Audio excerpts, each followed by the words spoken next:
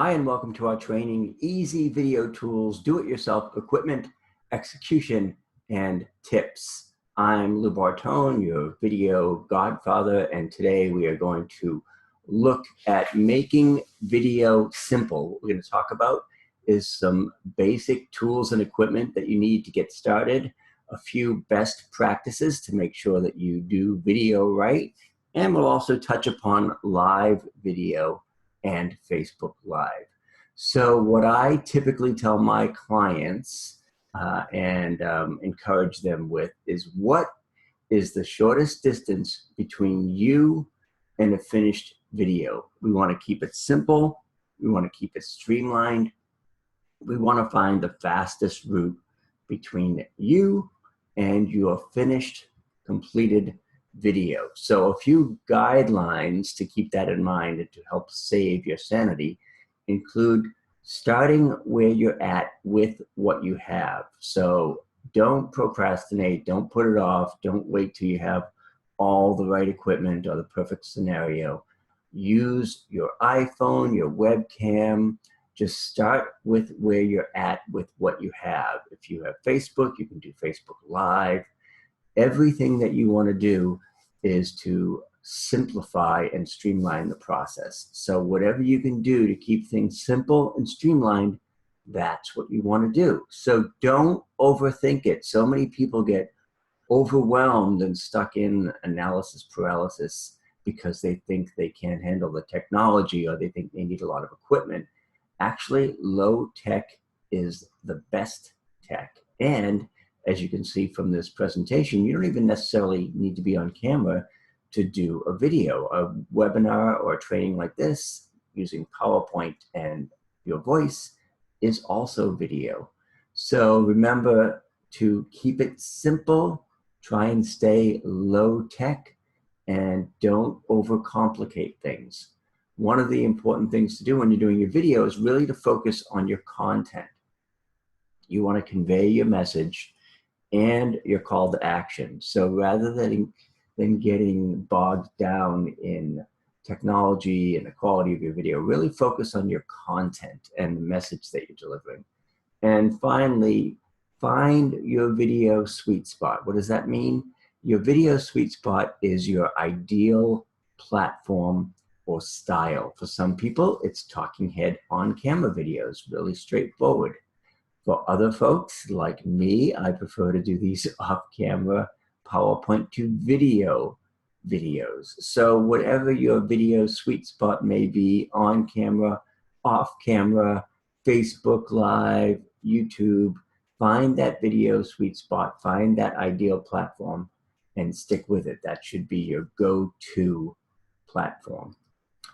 Now, next up, I want to address some myths and misconceptions about video. A lot of folks think that video is going to be expensive, and that is simply not the case. This is not going to cost you a fortune to get started. Other folks say, oh my gosh, this is going to take way too much time. I can't get into it. I just don't have time for video. And that is totally not true. You can do video on the fly with your smartphone. You can do Facebook Live pretty much anytime. You can do Instagram, Snapchat, YouTube.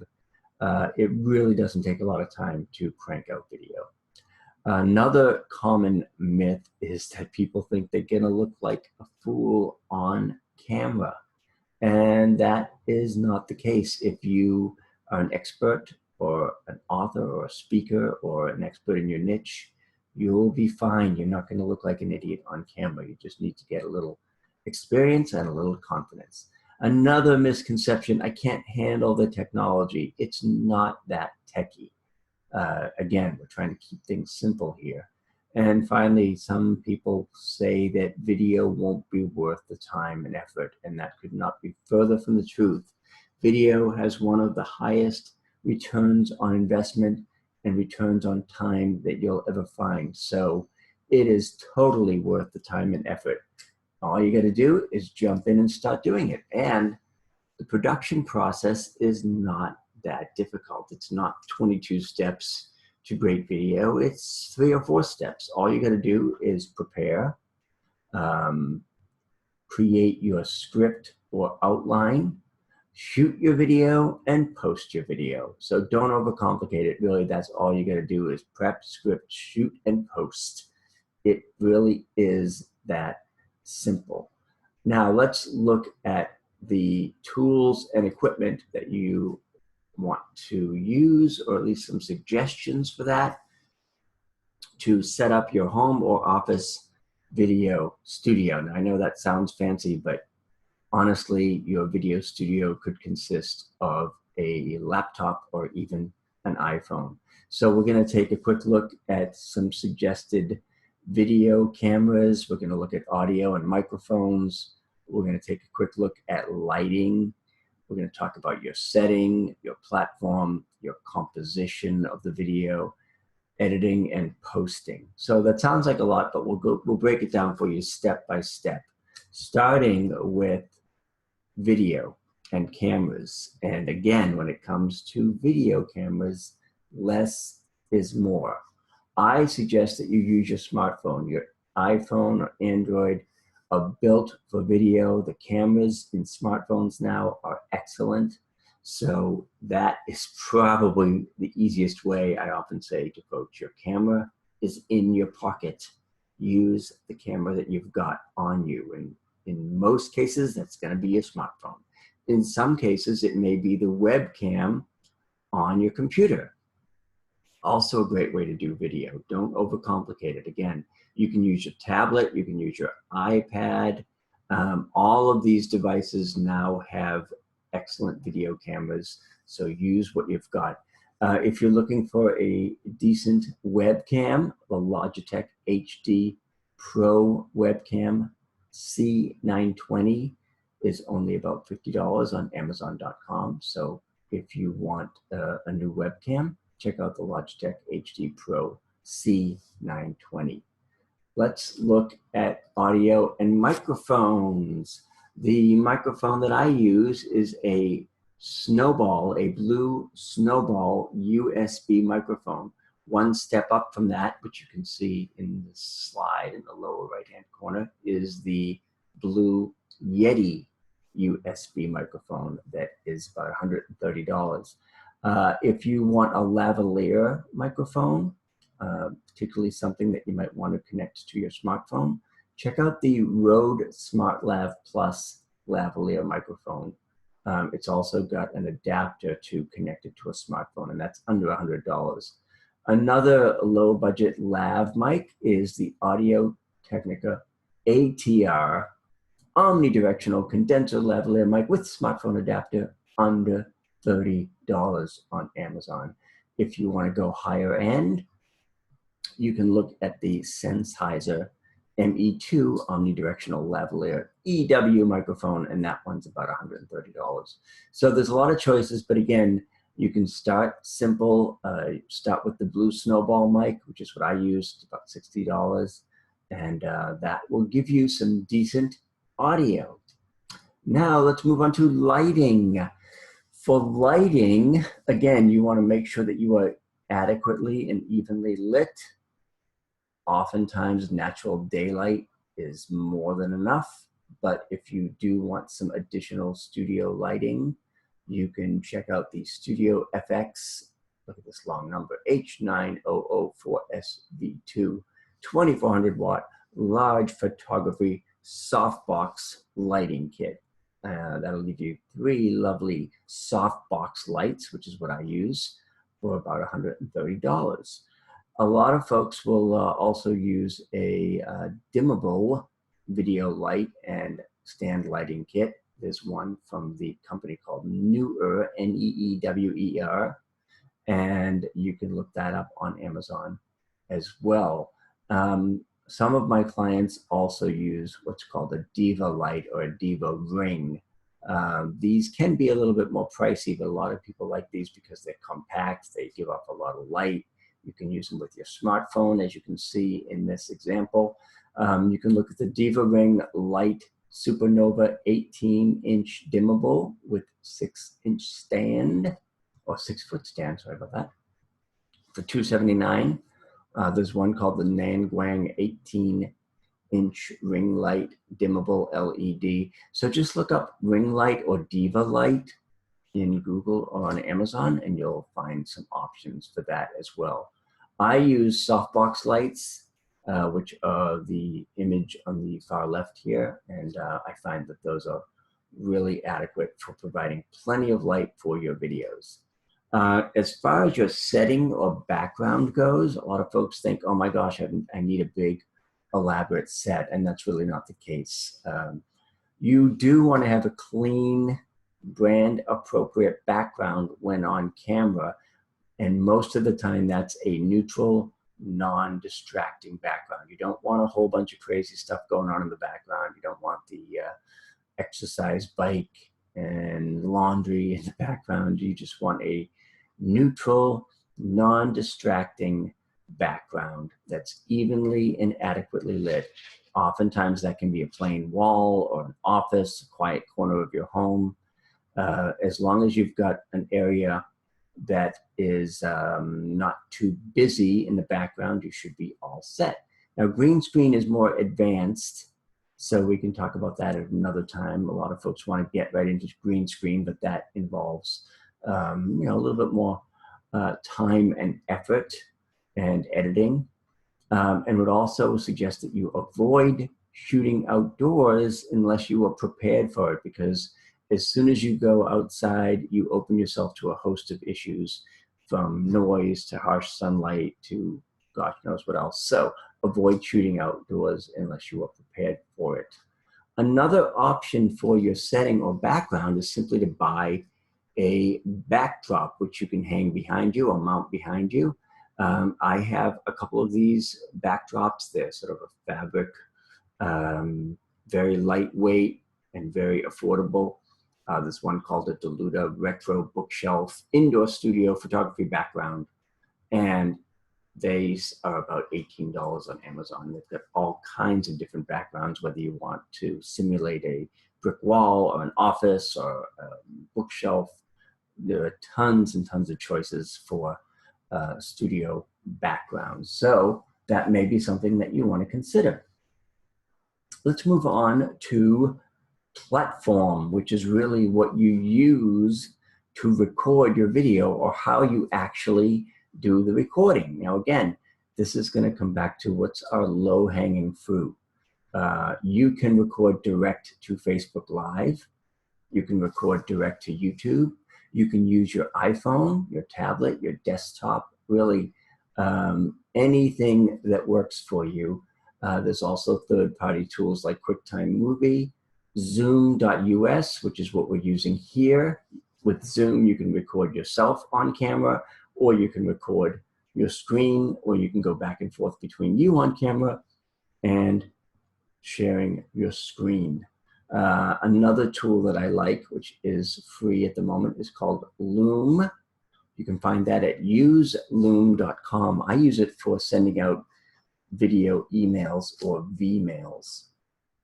So again, whatever you're going to use to record your video, you probably already have it. It's just a matter of deciding what you want to use to record. And when you are recording, keep in mind composition, especially if you're on camera. Composition is basically how you frame your video and your position in the shot. Now you can see in this little example from The Office, the subject is on the right side of the screen. His eyes are on the top third line. That's why it's called the rule of thirds. You divide your screen into thirds, and typically the action is going to take place at the intersection of the lines on your screen. It's a photography rule from way back, and again, traditional photography rules apply here most of the time, unless you're doing a video with your smartphone or you're doing Instagram or Facebook, in which case a lot of times now there is vertical video, which basically throws all the other rules out the window. But if you're doing traditional letterbox widescreen format, you want to use the rule of thirds. Let's talk a bit about editing. Now, the good news about video editing is that a little editing goes a long way. In most cases, if you're recording something on your computer with your webcam, you may only need to trim the front and the back where you're sort of getting started or turning on the camera or turning off the camera, because you want to start with a clean introduction. Now you can go a little further and add graphics or lower thirds to help tell your story. You see them all the time on CNN. The lower part of the screen has either a ticker or a lower third identifying who's on screen, that kind of stuff. You can add background music if appropriate. You can't just add any old Coldplay or U2 song. You've got to use licensed music or royalty-free music. But oftentimes that soundtrack will add a lot to your video. You can also use B-roll or stock background footage if and when you need it. Again, just watch any news story and you'll see what I mean. You can add effects, transitions, but again, only if it enhances the narrative and helps move the story along. You don't want to add a lot of special effects just for the sake of adding them. And of course, an animated branded intro and outro adds a lot of professionalism to your video. If you've got a nice little logo reveal at the beginning or a nice outro with a call to action, it's going to look a lot cooler. Now, again, don't go crazy or overuse effects. That's really kind of the mark of an amateur, is just throwing everything but the kitchen sink into your editing. So that's the good news. And again, with editing, you want to find the lowest hanging fruit, find something that's easy and affordable. If you're on a Mac, you can use iMovie or the Advanced Final Cut Pro, which is what I use. If you're on a PC, you can use Adobe Premiere, Pinnacle Studio. Camtasia is also an option. A lot of folks, even though Camtasia was designed as a screen recording software, it also does a good job editing. And last but not least, if you want to just do something really simple, you can check out wevideo.com, and that is an excellent cross-platform, meaning it works on Mac or PC. And it's web-based, so it's all online. You don't have to worry about downloading software or any kind of complicated editing software. Wevideo.com is online. It's easy, it's intuitive, it's user-friendly. Check it out. All right, now let's talk about posting, the final step in your DIY videos, promoting and distributing your video. So where to post your video. Typically, you're going to start with YouTube or Vimeo. They're great hosting sites. Obviously, YouTube is the 800-pound gorilla. And you can start with YouTube. You can also upload your video to Facebook natively, meaning don't share it from YouTube to Facebook, upload it directly to Facebook. Same thing with LinkedIn. Upload your video natively to LinkedIn. LinkedIn was late to the video game, but they are in it and they are catching up. When you do upload to YouTube, YouTube gives you an embed code, some code that you can copy and post to put that website on your website or blog. So look for the embed code in YouTube. If your video is under 1 minute, you can post it to Instagram, unless you're doing Instagram TV, IGTV, you can do longer than a minute. You can also share your video to Twitter, Pinterest, Google+, and all of those can be accessed right from YouTube. So once your video is complete, you need to post it. You want to get it up and out there, get it off the hard drive. Now, if you're doing Facebook Live, for example, you can really use your Facebook Live videos and repurpose and repost those videos. So let's say you've done a 5-minute Facebook Live. You can now upload that to YouTube. So you can take that same video and upload it to YouTube. Then once you're on YouTube, you can take the embed code from YouTube or Facebook to post it on your website or blog. You can also take the link that YouTube gives you and send your video to your email list. You can upload your video to LinkedIn. Again, use that same Facebook Live file and upload natively to LinkedIn. Share it to Twitter, share it to Pinterest, use YouTube's share button to send your video from YouTube to Twitter and or Pinterest. And lastly, you can share your original live video to other Facebook groups and other Facebook pages that you manage. So you can get basically 6 additional touch points or hits with your video when you repurpose it. Now you can go even further than that and use what I call my video blast formula to take one video, put it on 6 platforms, and get it into 14 different places. Now this depends whether your content is written or video, but if it's video, you can post it to virtually all of these places: YouTube, Facebook, Twitter, email list, blog, Instagram.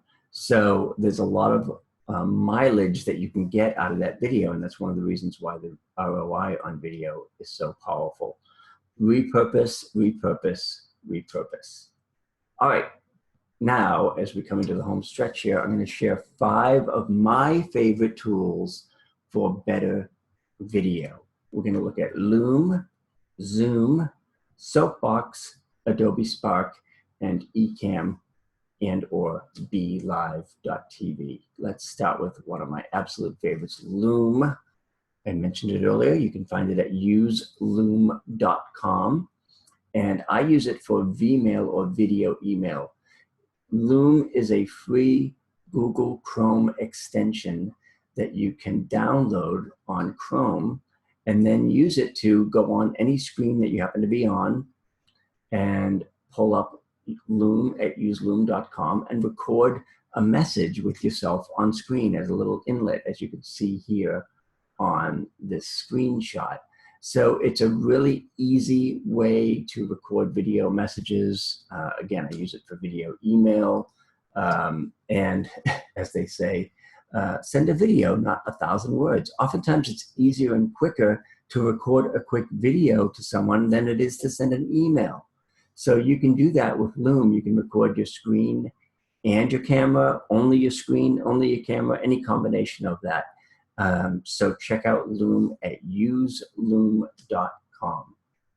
Now, another platform or resource that I use every day, and I'm using it right now to record this PowerPoint, is Zoom at zoom.us.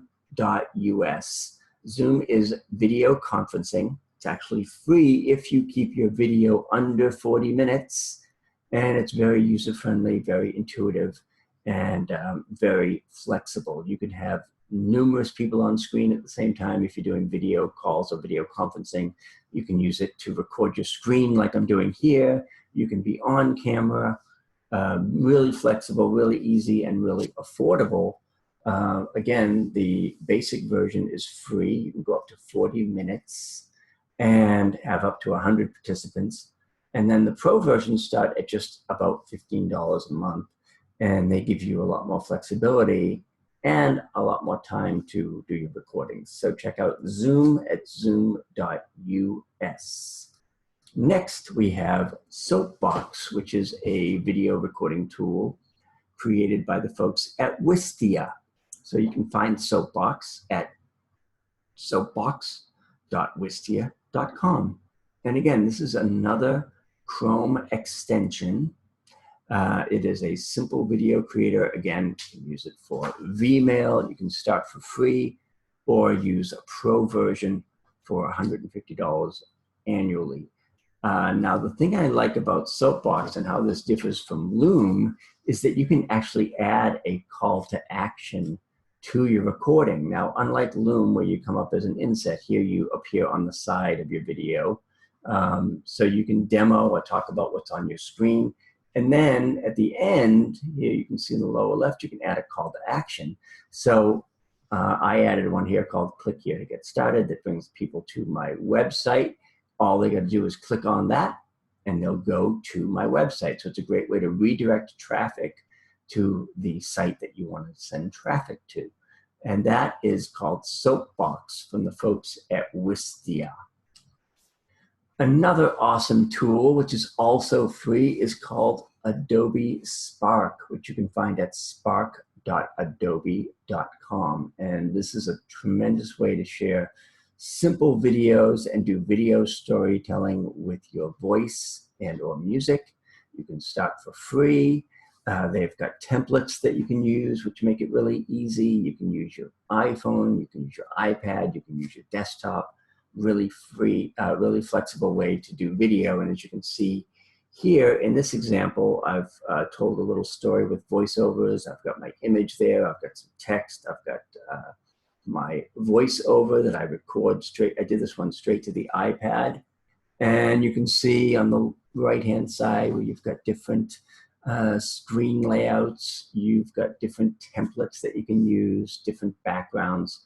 So it's a great way to tell a story visually, and that is Adobe Spark. Again, you can start for free, available on desktop, iPhone, and iPad, or you can pay $9.99 a month for additional features and upgrades. Another tool that we have for you is called Ecamm. Now this is for Facebook Live and YouTube if you're on a Mac. And I use Ecamm to do my Facebook Live videos because it's a third-party app that adds overlays and graphics. Autocorrect changed my graphic thing to graft. And you can have guests. Again, there's a free trial for Ecamm if you're on the Mac at ecamm.com, or you can pay the $79 one-time fee and get all the bells and whistles. So Ecamm is awesome for creating those Facebook or YouTube videos because it gives you additional features. You can do animations, you can do countdowns, you can do overlays, you can roll pre-recorded videos, you can do picture-in-picture, you can do lower thirds. So there's a lot of flexibility there, and a lot of, all of that stuff on Ecamm really just makes your videos on Facebook Live look more like real TV. Now, if you're not on a Mac and you're looking for those third-party enhancements for Facebook Live, you can check out vlive.tv. Again, this is a third-party app for Facebook Live to enhance and improve your live broadcasts. What do you do with vlive.tv? You can bring in guests. You can display questions that folks are asking, so it really helps with the interaction and engagement. And again, with vlive.tv, you can start for free. They also have plans that run from $12 to $20 a month, depending on the amount of bells and whistles that you want. Obviously, if you've got vlive.tv and you're doing one of the paid versions, you can do a talk show format, you can have your own branded colors, you can have custom logos. So again, it gives you a lot of flexibility to create those Facebook Live videos. And speaking of Facebook Live, here are a few additional tips and tricks for doing Facebook Live. And I use this as an example because it is probably the easiest way to get started with video, bar none. Now, with Facebook Live, very, very easy to start broadcasting. It's just a couple of taps from your desktop or iPhone. But if you're going to do Facebook Live, think in terms of a series. Think of it like appointment viewing. Try and be consistent. Do it at least once a week. You also have to understand your audience. Is your audience on Facebook? And if so, how are they using it? You want to know who your target market is. You want to be able to engage and interact. Facebook is is meant to be a very interactive and engaging platform, Facebook Live. You want to plan your topic and your content in advance. Sometimes you can just wing it and just jump on, but for the most part, you want to plan it out, and you also want to promote it in advance so that you'll get people on your live broadcast. And many people will also see the replay, so don't be shy about promoting it after the fact as well. One of the cool things about Facebook Live is it's really informal. It's kind of a no judgment zone. It's very authentic. It's very in the moment. It's very real. So it's fine to be a little less formal on Facebook Live. And you also have the flexibility to go longer on Facebook Live. Ideally, 10 to 20 minutes seems to be the sweet spot for Facebook Live. So again, it's not necessarily where you go to do a 30-second video, but if you want to engage with viewers and interact with your folks on Facebook, that's the way to do it. Again, be sure to repurpose and rebroadcast because more people will see the replay in most cases than the live broadcast. So this is not a disposable video. This is something that you can use after the fact to repurpose and rebroadcast. As far as what to do on Facebook Live for content, interview series are great. Again, if you're using BeLive.tv, you can pull people in and interview them. Ask Me Anythings or AMAs are very popular on Facebook Live. Oftentimes, social media gurus will go on and say, hey, I'm doing a Facebook Live, pop on and ask me anything you want. You can do demos or screen shares like I'm doing here. You can do behind the scenes. Those are always popular. Sometimes people do podcasts and they do their after show videos on Facebook Live. If you are on location at a conference or an event, you can certainly take out your phone and do your Facebook Live on site. You can do in the moment videos. Hey, this just happened. Check it out. Look where I am. Look what's cooking. Again, that's where Facebook Live is great for those impromptu in the moment videos. And you can even do an expert tips series. So those are a few ideas for Facebook Live. And hopefully we've given you some cool tools to use, some ways to make video easy and simpler. So get out there, create your videos. It's not that difficult. Keep it simple, keep it streamlined. Just get out there and start producing. So this is Lou Bortone. You can find me at loubortone.com or at Lou Bortone on Twitter. And we will see you next time. Bye for now.